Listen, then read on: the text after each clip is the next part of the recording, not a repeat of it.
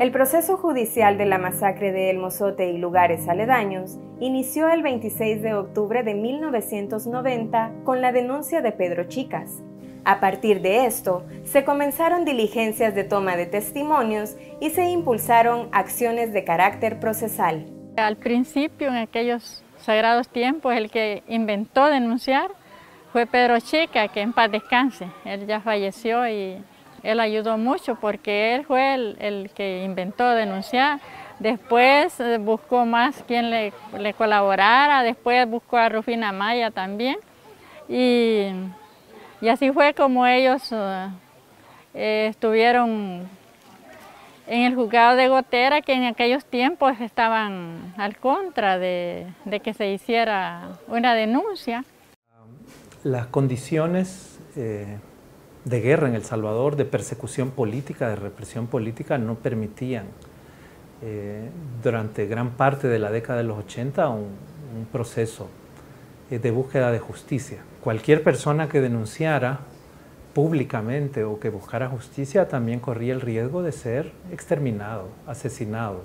Lo primero fue que hubo un grupo de víctimas que se reunieron para poner la demanda sobre el caso del Mozote.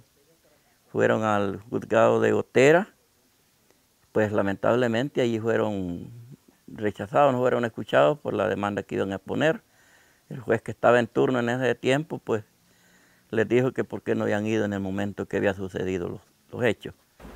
El hecho de que las personas llegan hasta el año 1990 tiene que ver con la situación del conflicto, con la situación de su migración forzada hacia Honduras, y es hasta el año 1990 que se articulan las actividades o los esfuerzos con las organizaciones de base, con la iglesia de base y también con el arzobispado de San Salvador, lo que permite ya realizar un acto procesal más articulado y más formal frente al sistema judicial. La aprobación de la ley de amnistía protegió a criminales de guerra e impidió la justicia, reparación y garantías de no repetición para las víctimas del conflicto armado. La ley contradijo los acuerdos de paz firmados en 1992, que tenían un enfoque inspirado en los derechos humanos e incluían un acuerdo de llevar a cabo juicios ejemplares. Un cierre inconstitucional y violatorio de derechos humanos por una amnistía violatoria de la Constitución durante 23 años, en que surtió plenos efectos dentro del proceso, manteniendo clausurado el proceso penal. Sí, hoy después sí nos dimos cuenta de que esa ley de amnistía lo que hacía era tapar todo lo que había pasado acá, que no se diera a conocer, porque, o sea, como la amnistía lo que hacía era que como que anulaba lo que había pasado acá. Entonces, después sí empezamos a ver que era un daño para el proceso. Pues también otra situación que se nos presentó, pues una situación de atraso, retraso al proceso que se llevaba. Pues lamentablemente la estaban utilizando esta ley para el caso del Mozote, cuando la Corte Internacional dijo también de que eso no aplicaba para esos hechos. Entonces nosotros lo sentíamos ahí que no teníamos cómo seguir con el proceso porque tropezábamos con el respaldo que tenían los militares. Sí, sentí que estábamos perdidos, que no íbamos a salir adelante, pero uno siempre pidiéndole a Dios. Quitaron esa ley de amnistía, pero se luchó porque querían poner la ley de reconciliación. La ley de amnistía ha retrasado bastante el proceso. Durante mucho tiempo no se pudo hacer mayor cosa. Siempre estábamos topando con la ley. Pero se ha hecho también tutela legal y María Julia una lucha para que podamos seguir trabajando por la justicia a pesar de la ley de la amnistía. La Corte Interamericana de Derechos Humanos reconoció la responsabilidad del Estado de El Salvador sobre los hechos denunciados y las violaciones a los derechos humanos perpetradas por la Fuerza Armada salvadoreña en El Mozote y sitios aledaños. Bueno, al cerrar todas las puertas del acceso a la justicia por amnistía en 1993, las víctimas y las organizaciones de derechos humanos empujaron una lucha a nivel internacional, especialmente en el sistema interamericano de derechos humanos. Trabajamos como equipo de acompañamiento de la Congregación de los Sagrados Corazones de Jesús y María, y la intención de ellos era tener elementos que pudieran ayudar todos los procesos que se estaban haciendo con el tema de llevar a un órgano internacional lo que era la masacre del Mozote, porque ya aquí a nivel comunitario, digamos nacional, se había declarado no seguir el proceso por el tema de la ley de amnistía. Sí, primeramente como había un comité de víctimas, luego pues que le fuimos dando forma y ya se formó una asociación, pues con el apoyo de la hermana Ana que se iniciaron unos talleres en las diferentes comunidades afectadas para poder elaborar lo que era la demanda y mandarla a la Corte Interamericana de Derechos Humanos. Uno de los aspectos a lo cual se le fue dando actividad, se le fue dando trabajo, es justamente el caso ante la Comisión Interamericana de Derechos Humanos, que luego la trasladó a la Corte Interamericana. Obviamente que todos los procesos en el sistema interamericano son procesos lentos, procesos que tienen su propia dinámica y no necesariamente salen las resoluciones o las sentencias en los tiempos más ideales para las víctimas. Fue un momento importante, no solo para las víctimas, sino que para el pueblo salvadoreño en general. ¿Por qué? Porque fue la primera sentencia, aunque en el sistema interamericano, pero fue la primera sentencia que deja establecida que lo que ocurrió en el Mozote y en todos los lugares aledaños fue real y que esta masacre fue responsabilidad del Estado salvadoreño en ese momento, desde el alto mando de la Fuerza Armada, y que el Estado salvadoreño tenía la obligación, no solo ética, sino también legal, de continuar las investigaciones, de sancionar a los responsables y de reparar dignamente a las víctimas. Para mí fue muy alentadora, fue de gran provecho poder hablar internacionalmente, porque hubieron personas de otros países que estuvieron muy interesadas en darse cuenta de nuestro testimonio. Para mí fue un realce ir, porque aquí no nos hicieron caso en El Salvador, no había justicia, pero internacionalmente sí la tuvimos, porque fue cuando vino la sentencia. Fuimos, como les digo yo siempre, cuando me toca hablar en conferencias, aún en otros países, les digo yo que 3 mujeres valientes fue las que les tocó ir a la corte, que fue Margarita Chica de Arambala, fue doña Rosario de la Joya y mi persona representando al Mozote y siempre a sitios aledaños. La Sala de lo Constitucional de El Salvador declaró inconstitucional la ley de amnistía, que había paralizado el caso durante 23 años.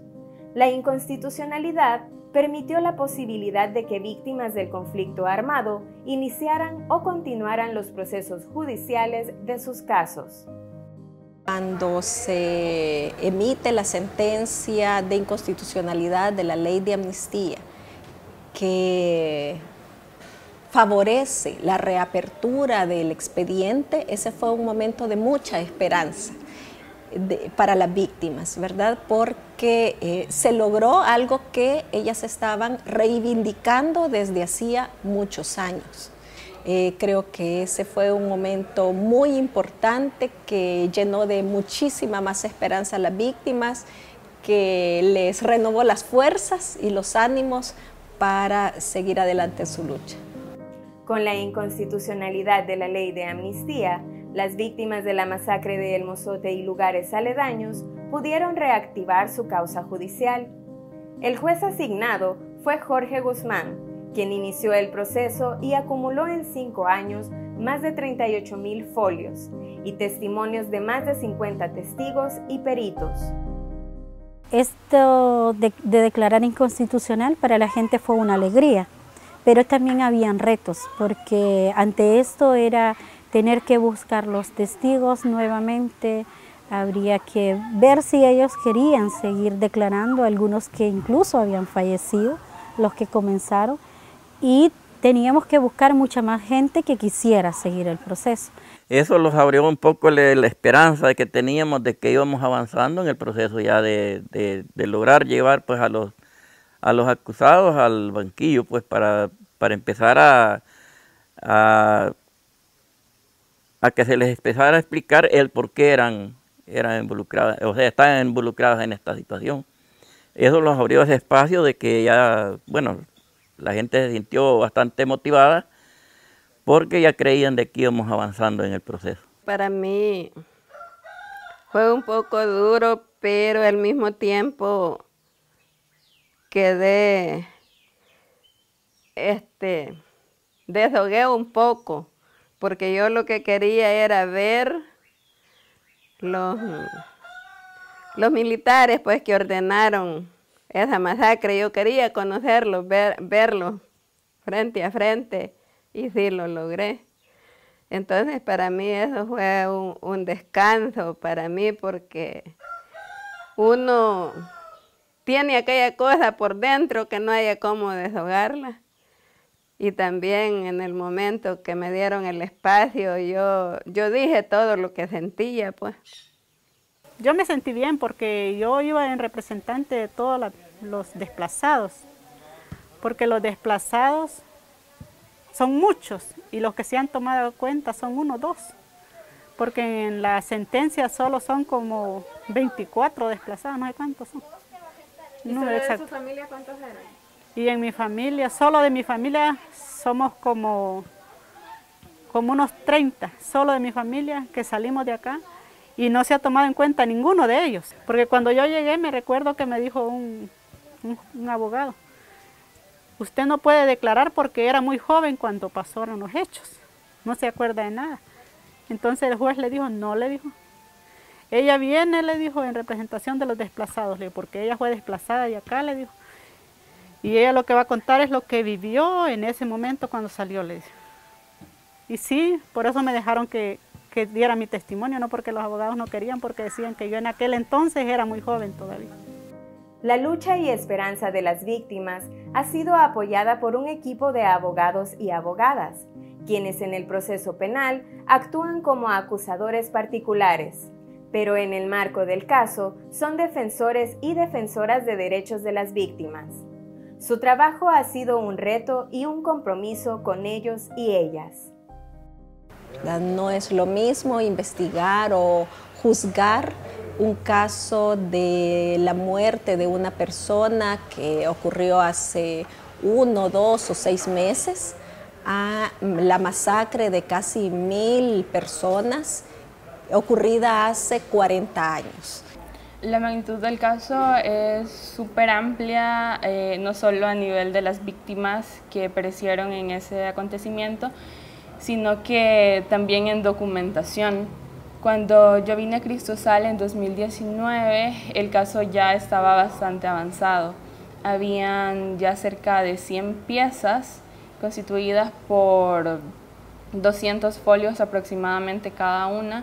Era una cantidad enorme de información donde se encontraban peritajes, documentación militar, sentencias, resoluciones judiciales, solicitudes, escritos, entre otros. Entonces quizás por ahí va un poco la complejidad, y no solamente eso, sino que la falta de voluntad del Estado para poder brindarle el acceso a la justicia, el acceso a la verdad, también las reparaciones y las garantías de no repetición a las cuales tienen derecho las víctimas del conflicto armado. Fue en 2020 se tuvo la oportunidad que se pudieran abrir los archivos militares por orden judicial que emitió el juez de Gotera, que en ese momento era el juez Jorge Guzmán, y donde se le solicitaba al presidente de la República como comandante general de la Fuerza Armada y también al Ministerio de la Defensa para que abrieran los archivos militares, pero vimos una obstrucción a cada destacamento militar que íbamos. Quizás uno de los obstáculos más grandes ha sido la insistencia desde los poderes estatales para obstaculizar el caso.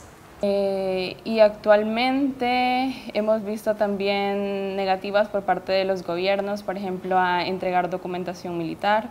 Más recientemente con la separación del juez Guzmán del caso mediante un decreto que lo hacía cesar de sus funciones.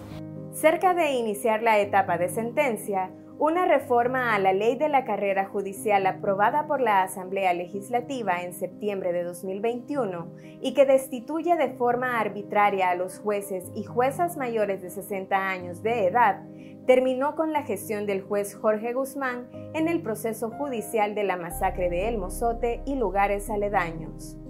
Y esto constituye una grave afectación a los derechos de las víctimas, constituye una grave afectación al derecho de acceso a la justicia y a la tutela judicial efectiva, a la misma protección jurisdiccional y prácticamente si no fuera por ese deseo y esa voluntad de las víctimas de seguir luchando, lo cual lo insisten y lo reiteran constantemente, la situación del caso es un caso que ha recibido un golpe bastante mortal en cuanto a su continuidad. Un juez que ya tenía 5 años de conocimiento del caso y luego que se da la noticia de que lo van a cambiar, pues entonces eso los preocupa porque la verdad es que otro que llegue no va a conocer, no tiene experiencia, no conoce el caso y va a empezar desde nuevo. Eso quiere decir que como que retrocedemos a los 93.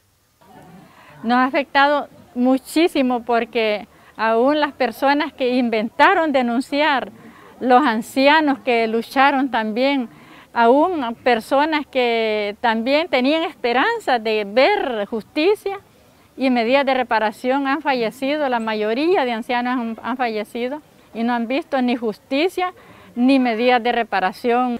Los 5 años de instrucción del juez Guzmán permiten, con el trabajo activo de la acusación particular, que como Cristosal integramos desde el equipo legal de justicia transicional, logramos la incorporación de importante prueba documental, incluidos documentos militares. Fortalecimos y ampliamos notablemente la prueba testimonial.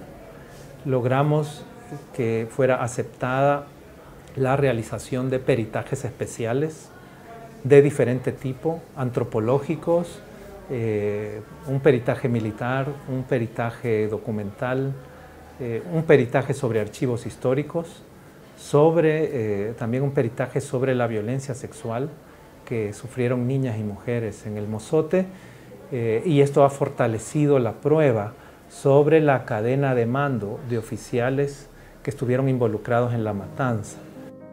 Después de 40 años, las víctimas de la masacre de El Mozote y lugares aledaños no han tenido la justicia esperada.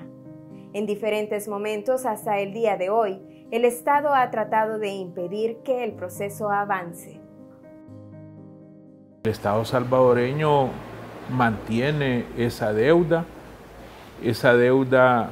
también se ve materializada en la impunidad del presente.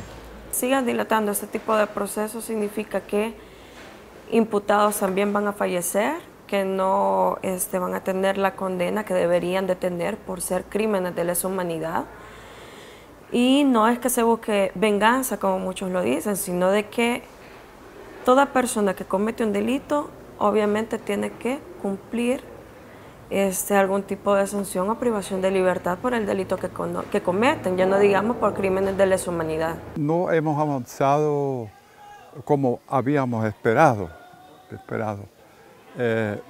La justicia es un tema muy delicado.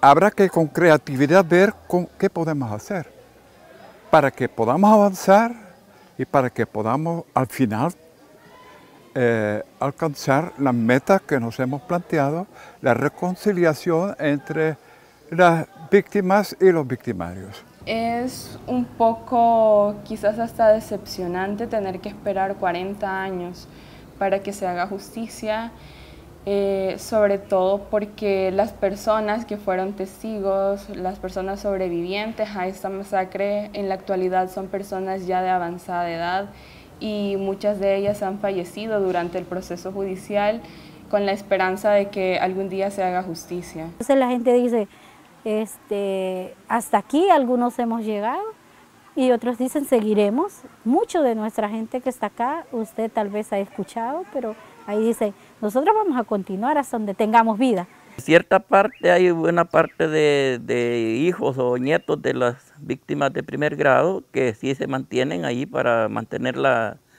memoria. Creemos que lo van a continuar, y los que estamos pues también nosotros vamos a apoyar en ello, en esa parte, para que los jóvenes pues continúen, porque lo que nosotros hemos querido es dejar algo de que las nuevas generaciones pues conozcan todo el caso para que eso no se permita que se vuelva a repetir. Creemos que la lucha continuará, que si no los detuvo una amnistía, un golpe de Estado tampoco detendrá este esfuerzo de las víctimas. Es doloroso porque muchas de ellas están muriendo sin haber obtenido reparaciones, sin ver justicia.